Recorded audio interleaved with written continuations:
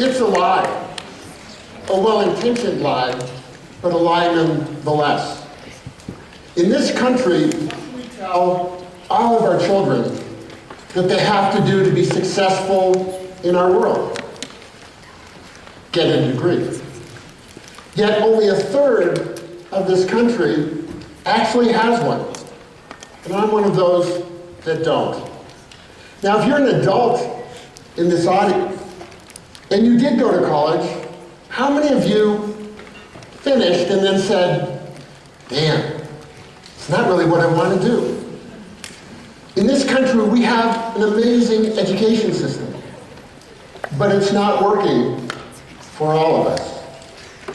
So I want to share with you a little bit of my story and what that looks like and how it's led me to believe that apprenticeship, that is something that existed in this country years ago and exists in other countries today, is something that could change the way we learn.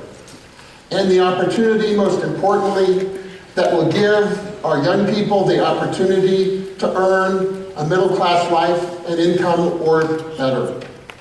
Now for me, I was lucky. By luck of birth, I had my own apprenticeship. My dad was in all businesses, the pickle business. So I grew up from the time I was a little kid, working in that factory. In fact, I could drive a forklift before I got my driver's license. So it's probably not a surprise, because I fell in love with manufacturing, that when I was in college, in my junior year, I founded the company that I run today. And I founded it at the end of my junior year and left college, so I don't have that four-year degree. When I went into business, though, it wasn't just to make a living. It was also to make a difference and to use that business as a platform to help make a difference in the world. And for me, I believed early on that the best investment we could make is in our young people. And if we could make that investment in those neighborhoods where kids usually drop out, maybe at rates as high as 90%, then maybe I could have the impact I was looking for. So I was one of the founders of the Colorado I Have a Dream Foundation 30 years ago. And 20 years ago, my wife and I adopted our own class of dreamers. We called them dreamers back then. They lived in the South Lincoln housing projects, a neighborhood, if you can believe this, that did have a 90% dropout rate. 90% of those kids would never make it through high school. So we spent a decade working with them to make sure that, in fact, their future did not end in failure. And after that 10 years, over 90% of our young kids, 92% graduated from high school and then had the promise of a college scholarship. One of those young people is Oscar, holding his son. Now I remember when he was 15, sitting on the stoop of his house in the projects, he was near tears. And he said to me, will I ever make it out? Will I ever get out of the projects? And I said to Oscar that day, I said, Oscar, I know you. You have the strength, the grit. You will make it out. Your kids will never know the poverty that you do. And that is his son. And that is a graduation not from high school, but from college.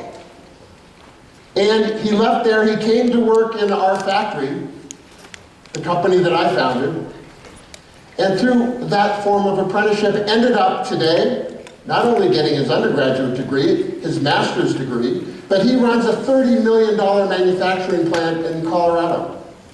He found the American dream. And for me, the question was, if we could do this for 42 dreamers, could we do this for a city, a state, or maybe even a country? And I spent 10 years searching, for what that solution might be.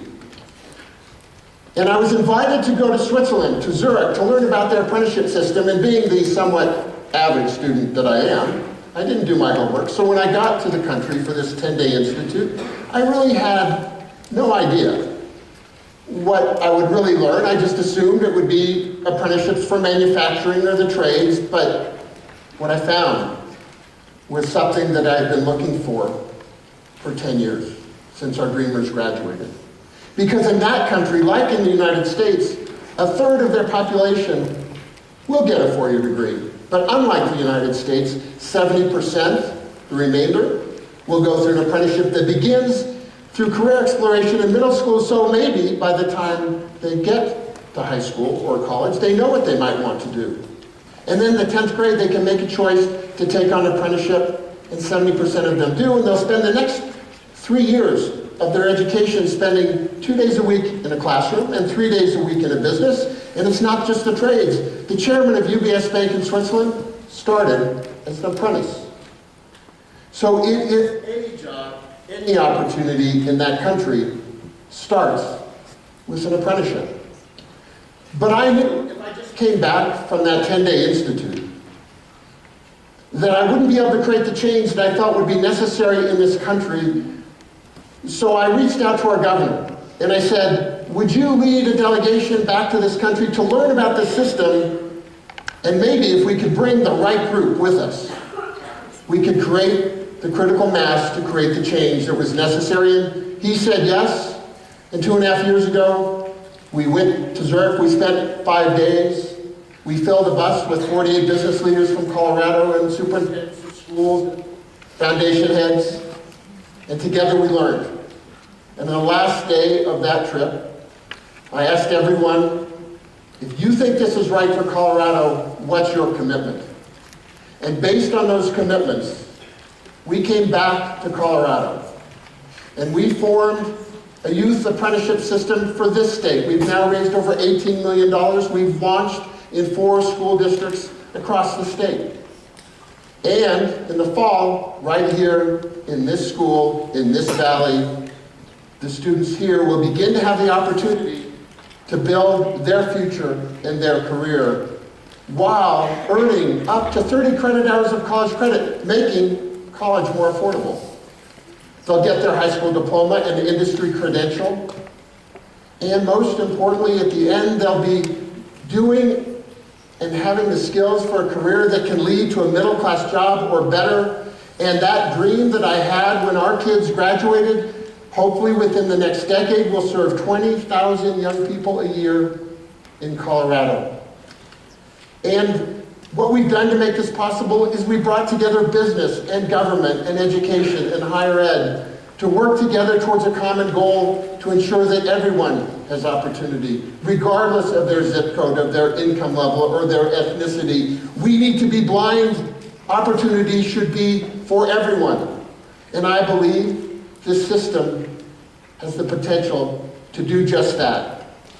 Now, you may have thought when we first started talking about apprenticeships that they look like this: dirty, dark, and dangerous. But that's not the apprenticeship system we're building in Colorado. It's one that will provide tech jobs. Wouldn't it be nice to graduate from your apprenticeship into a job that pays $65,000 a year, like current apprentices today at Home Advisor in Denver will do?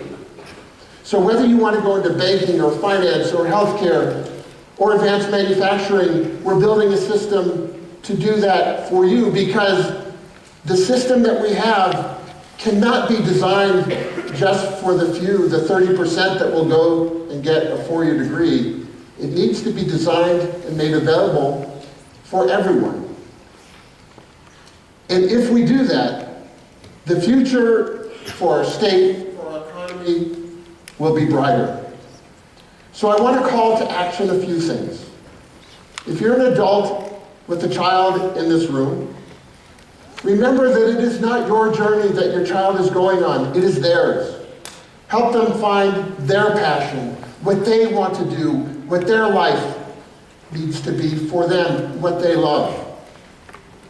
And for the young people, listen to your heart, listen to your head. find the things that you're passionate about. Because if you find a job like that, it'll never be work. It'll be play. I've lived that dream, and so can you. And the last thing that I'll share with you, and it's not part of this talk, is as I was listening to these incredible young people that have been speaking and will speak, it reminded me of what we have seen in the last few months in this country. The tragedy that we saw in Florida gave me hope, because the young people in Parkland, no different than the ones that you heard today, spoke truth to power, and they're changing the world, and so can you. So find your voice. Don't believe for 1 minute that because you're a high school student that you can't make a difference in the world, because it is you that will build our future. It is you that will change our world. Thank you.